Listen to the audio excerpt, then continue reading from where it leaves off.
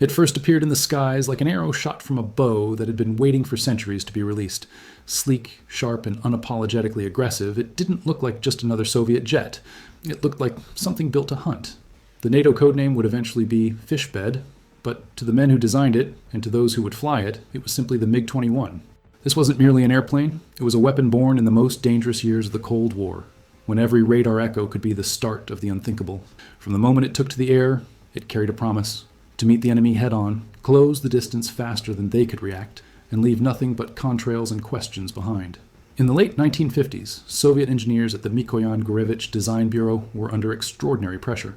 The West was pushing the limits of jet aviation with aircraft like the F-104 Starfighter and the Mirage Through, sleek, fast interceptors capable of striking deep and disappearing before a countermeasure could be scrambled. The Kremlin wanted an answer, but not just an equal. It demanded a machine that could be produced in vast numbers, flown by pilots with minimal training, and maintained under the most austere conditions. The result would need to be a pure predator, stripped of excess, built to accelerate hard, climb like a rocket, and hit with deadly precision before fuel or fate ran out. The first time a MiG-21 prototype broke through the sound barrier in testing, it startled even its own creators. The sonic crack rolled across the airfield, rattling windows and leaving a thin trail of vapor curling off its wings. The delta wing design, chosen for its ability to cut through transonic drag, gave it a menacing silhouette, triangular, predatory, and instantly recognizable. It wasn't just about speed. The shape allowed the aircraft to transition smoothly into supersonic flight while maintaining the kind of instantaneous turn rate that could catch an adversary off guard in a close-range dogfight. Soviet planners knew that in many future battles, their pilots wouldn't have the luxury of long-range missile duels. They would need to get close, strike fast, and escape before Western fighters could bring their superior electronics to bear.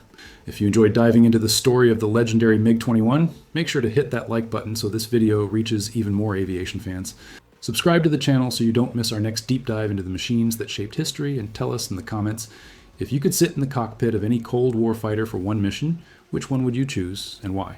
The heart of this machine was the Tumansky R-11 turbojet engine, a power plant that could push the MiG-21 to over twice the speed of sound when its afterburner roared to life. At altitude, it could climb at rates that made even seasoned pilots tighten their harnesses until their shoulders ached. But that kind of performance came with a price. Its fuel tanks were small, and in combat scenarios, the Fishbed's endurance could be measured in mere minutes. Soviet doctrine accepted this trade-off because the MiG-21 was never meant to linger. It was designed to launch from forward airstrips, guided toward intruders by ground-based radar, and engage before the enemy knew they were in danger. From its inception, the MiG-21 was built with the idea that it had to serve not just the Soviet Union, but the dozens of allies and client states that relied on Moscow for defense. This meant it had to be rugged, easy to maintain, and forgiving enough to be flown by pilots from vastly different training backgrounds. The cockpit was intentionally simple. Stripped of the advanced avionics Western jets were beginning to adopt, to some it looked almost crude. Analog gauges, a basic radar scope, and controls that felt mechanical, even stubborn. But to those who flew it, that simplicity was a kind of honesty. There was no computer between the pilot and the sky, only skill, nerve, and the raw force of the engine at their back. The NATO observers who first saw the MiG-21 in person were surprised by its size. It was smaller than they expected, almost compact, which made it a more difficult target and a more agile opponent. In training exercises, where Western pilots simulated engagements against MiG-21s flown by Allied nations, they learned quickly that underestimating the little delta wing was a mistake. Its acceleration and climb rate could allow it to pounce on a distracted adversary, and in a turning fight at the right speed, it could hold its own against more modern aircraft. Stories began circulating among Western pilots, stories of MiG-21s appearing seemingly out of nowhere in the haze of a hot horizon, flashing past in a supersonic pass before vanishing into the sun. But the MiG-21's most dangerous quality was not its performance, it was its ubiquity. The Soviet Union produced it in such staggering numbers that it became the most widely deployed supersonic fighter in history, serving in the air forces of more than 60 nations.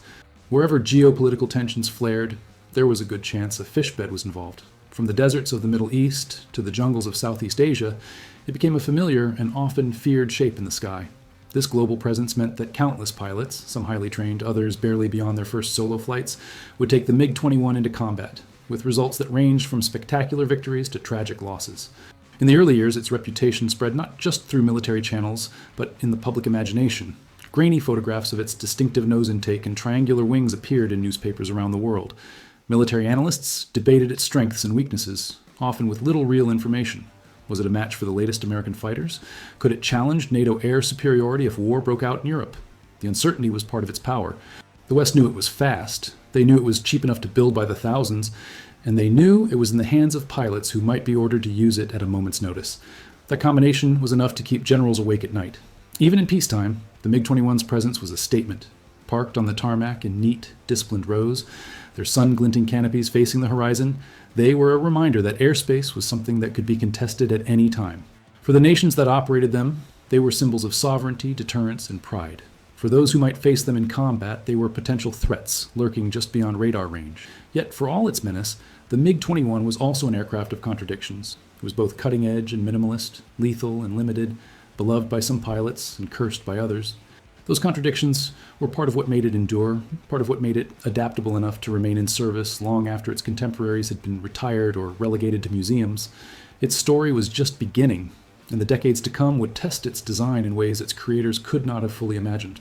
From the jungles of Vietnam to the sands of Sinai, from tense standoffs to sudden dogfights, the MiG-21 would prove over and over that its place in aviation history was not an accident, but the result of deliberate, uncompromising engineering and a world that seemed perpetually on the brink.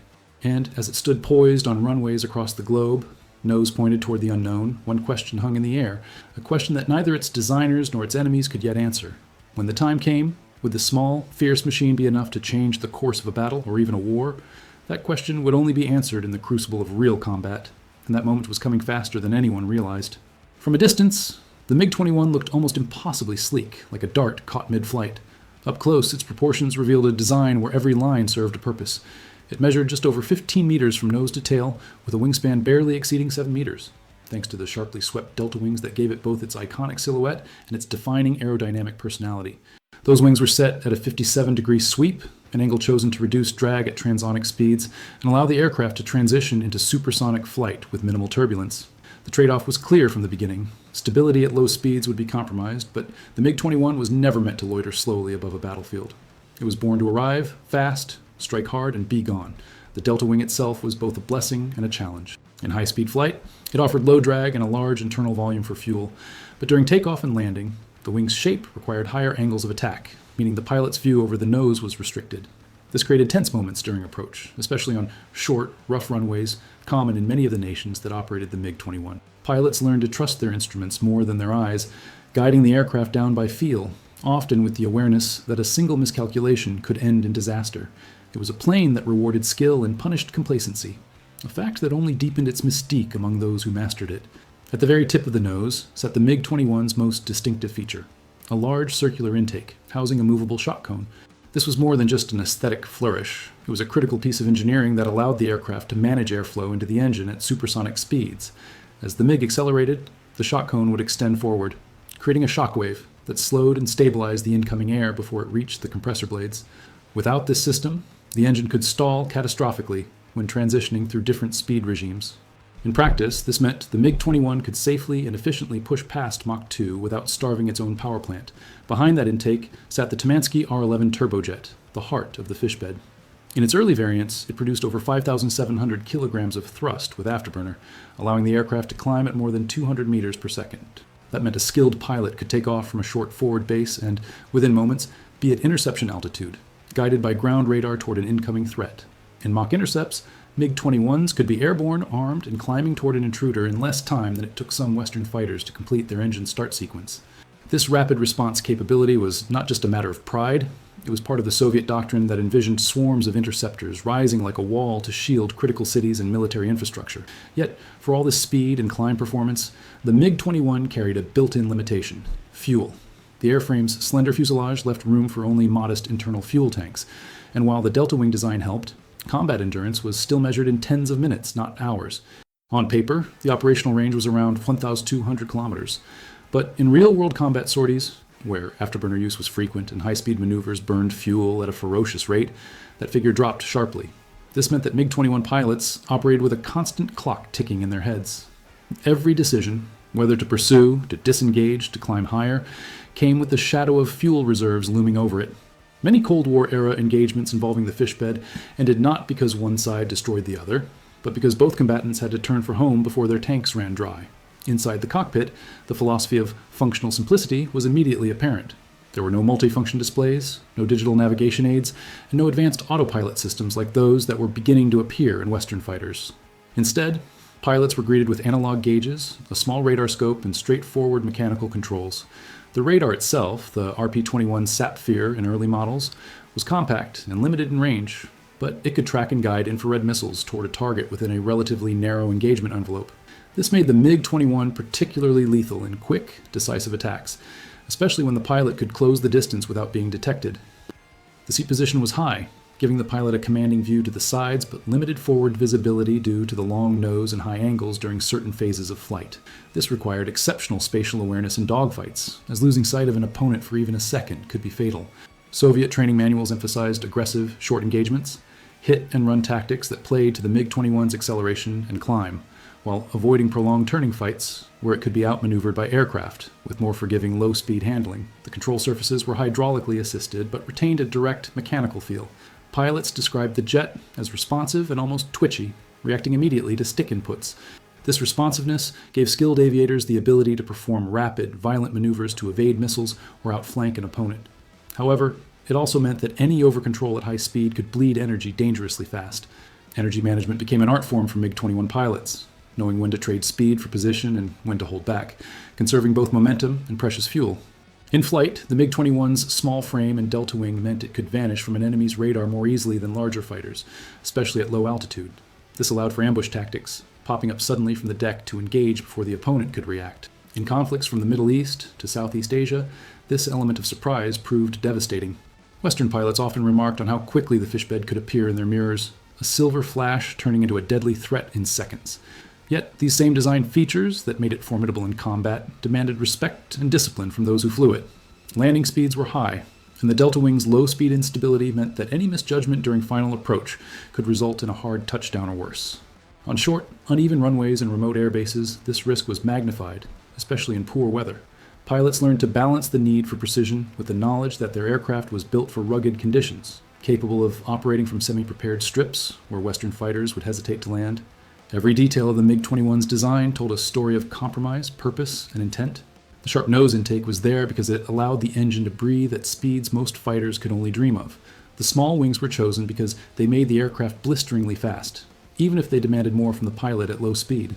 The light, compact frame was not an accident. It meant the MiG could be produced cheaply, maintained with fewer resources, and deployed in staggering numbers. These traits combined to create a fighter that, despite its flaws, could dominate in the right circumstances. And as the Cold War heated up in the skies over Asia and the Middle East, those circumstances would come often enough to make the MiG-21 a legend in both Eastern and Western military circles. The question now was not whether the Fishbed could perform, it was how far its operators would be willing to push it when real combat came calling. And that test was coming sooner than anyone was ready for. From the beginning, the MiG-21 was never meant to be an elite, exclusive weapon reserved for only the most skilled pilots of the Soviet Union. It was designed to be the centerpiece of a global strategy, a machine that could be handed to dozens of nations, each with different levels of training, infrastructure, and combat experience, and still be a lethal asset in their skies. The Soviet leadership knew that numbers mattered. In a war of attrition, sheer quantity could overwhelm quality, and the Fishbed was built to be produced in overwhelming numbers. This was the essence of its philosophy. Create something fast, deadly, and just simple enough that a pilot with only a few dozen hours of training could strap in and make it work. The cockpit told that story immediately. There was no room for unnecessary complexity. Every dial, every switch, every piece of equipment had a singular purpose. The instrumentation was straightforward: airspeed, altitude, climb rate, fuel levels, and the bare essentials for weapons control. Instead of complex multifunction displays, the pilot had a small radar scope from the RP-21 Sapphire system, giving just enough situational awareness to lock onto a target and guide an infrared missile toward it. For many Western pilots, used to layered radar modes and complex navigation systems, the MiG-21's controls might have seemed primitive. But in combat, simplicity could be an advantage. There were fewer systems to fail, fewer distractions, and fewer steps between spotting a target and firing. The weapon's philosophy matched this minimalism. The early MiG-21 variants carried a pair of short-range K-13 air-to-air missiles, reverse-engineered from the American AIM-9 Sidewinder after one was captured intact in China.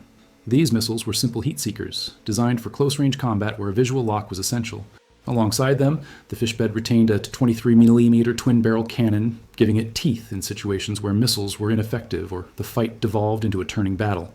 This combination meant that the MiG-21 was most dangerous when it could close the gap quickly, fire its missiles, and then finish the job with its cannon if needed. It was the embodiment of Soviet air combat doctrine: intercept, strike, disengage. But the MiG-21's real weapon wasn't its missiles or its gun. It was the doctrine that shaped how it was used. The Soviets envisioned their interceptors as part of a tightly integrated air defense network. Ground-based radar stations would detect incoming threats, calculate intercept vectors, and guide MiG-21 pilots toward their targets with precision. This meant that even pilots with limited independent navigation skills could be positioned perfectly for an attack. In this environment, the Fishbed's relatively short range and limited avionics were not weaknesses. They were acceptable trade-offs for speed, climb rate, and ease of maintenance. The aircraft didn't need to find the fight on its own. The fight would be handed to it. That doctrine made the MiG-21 an ideal export weapon. Between 1959 and the late 1980s, over 11,000 units rolled out of Soviet factories and licensed production lines in countries like India, China, and Czechoslovakia. In the hands of the Indian Air Force, it became a frontline fighter for decades. In the Middle East, it flew under Egyptian, Syrian, and Iraqi markings, facing off against some of the most advanced Western jets of the era. In Vietnam, North Vietnamese pilots used the MiG-21 to ambush American F-4 Phantoms with hit-and-run tactics that played perfectly to its strengths. Each theater gave the Fishbed new scars, new lessons, and new legends. Operating in so many countries, the MiG-21 developed a reputation as a survivor. It could take off from rough, barely prepared runways. Its simple systems meant that ground crews with minimal resources could keep it flying. In Africa, MiG-21s often operated in climates that would have grounded more delicate Western jets: heat, sand, and dust-clogging engines and wearing down airframes. Yet the Fishbed kept flying. In some cases, it was even used in roles it was never designed for: low-level ground attack, reconnaissance, and even as a deterrent, parked visibly on runways to signal readiness. Still, this universality came with a price. In the hands of less experienced pilots, the MiG-21 could be unforgiving. Its high landing speeds, delta-wing handling quirks, and limited fuel reserves meant that mistakes were often fatal. Stories circulated of pilots in allied nations who ran out of fuel before reaching their targets, or who misjudged an approach and slammed hard into short runways. But for every story of mishap, there were tales of pilots who used the Fishbed's raw performance to pull off feats that seemed impossible: outclimbing opponents, evading missile locks with sharp high-G turns, or striking at targets with surgical precision before vanishing into cloud cover. The MiG-21 was also a political tool. For nations allied with the Soviet Union, receiving a shipment of Fishbeds was both a sign of trust and a commitment to a shared military strategy. It wasn't just a fighter, it was a symbol of alignment, a tangible piece of the global balance of power. And because it was so widely exported, it became one of the few jets in history to face itself in combat. There were conflicts where both sides fielded MiG-21s, forcing pilots to rely on paint schemes, formations, and radio discipline to avoid tragic friendly fire. By the late 1970s, more advanced fighters began to eclipse the MiG-21 in raw capability, but that didn't end its story. Nations continued to upgrade their fleets with new avionics, better missiles, and improved engines. In some cases, these upgraded Fishbeds could hold their own against fighters a generation newer.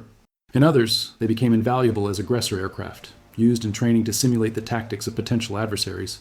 This adaptability was a testament to the core design's resilience. Even stripped of its Cold War context, the MiG-21 remained a fast, agile, and intimidating presence in the air. The philosophy that birthed the MiG-21, speed, simplicity, and numbers, had worked.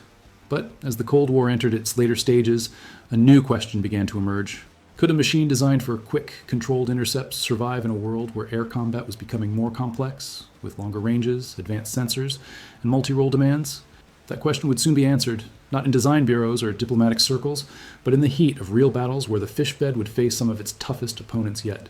For all its fame, the MiG-21 was never without flaws, and those who flew it knew them intimately.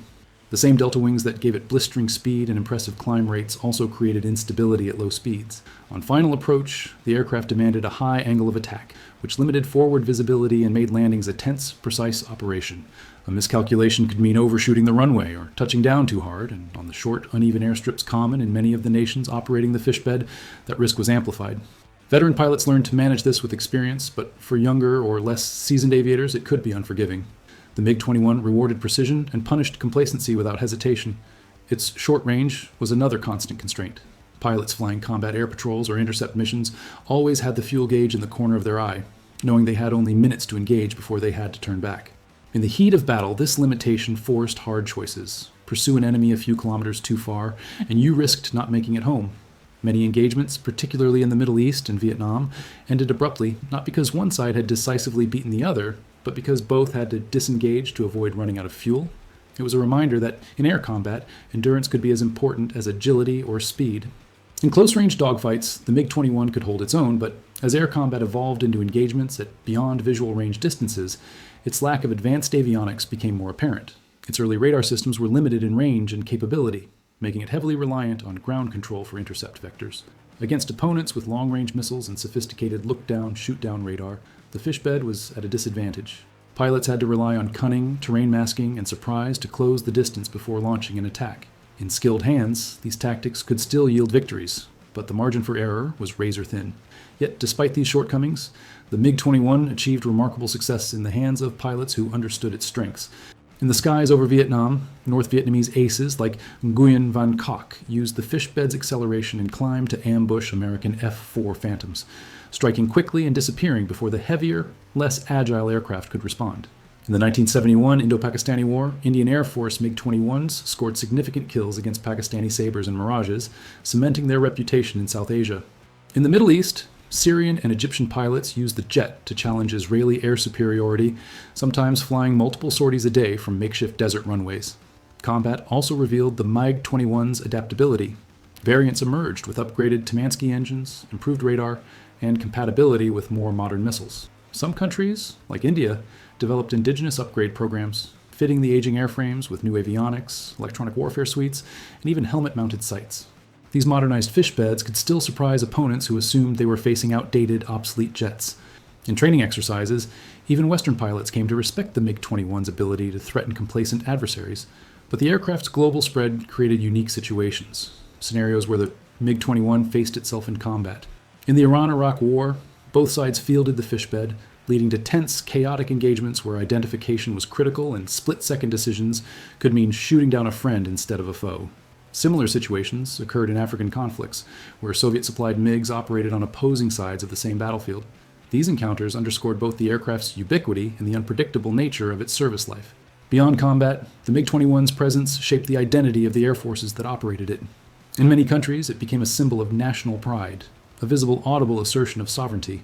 Air shows, military parades, and flyovers often featured fishbeds in tight formation, their engines leaving thunder in their wake. For smaller nations, owning the MiG-21 was more than a military capability. It was a statement that they could defend their skies with speed and power. Even as more advanced fighters entered service in the 1980s and 1990s, the MiG-21 refused to fade quietly into history. Its simplicity made it cheaper to maintain than newer jets, and for many countries with limited defense budgets, it remained a viable frontline fighter. In some cases, the aircraft was repurposed for training or reconnaissance, extending its service life further. Others found new uses for it as an adversary aircraft in dissimilar air combat training, where its size, speed, and agility made it an effective stand-in for potential enemy fighters. There is a certain irony in the fact that a machine designed for the specific conditions of the Cold War has outlived the geopolitical order that created it. Today, more than 6 decades after its first flight, the MiG-21 still flies in several air forces, a relic that refuses to become irrelevant. Its continued presence is a testament to the soundness of its core design, a combination of speed, simplicity, and ruggedness that remains useful even in a world dominated by stealth, data links, and precision-guided weapons. And yet, each time a MiG-21 takes off, its pilot inherits not just a piece of machinery, but the weight of its history. Every ambush, every interception, every narrow escape.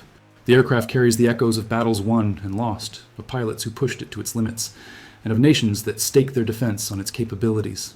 It stands as both a survivor and a witness, straddling the line between past and present. What remains is the lingering question that has followed it since its debut. In an age where technology evolves at breakneck speed, can a fighter conceived in the 1950s still play a meaningful role in modern warfare? The answer, as the MiG-21 has proven time and again, may depend less on the machine itself and more on the hands and the minds that guide it into the sky.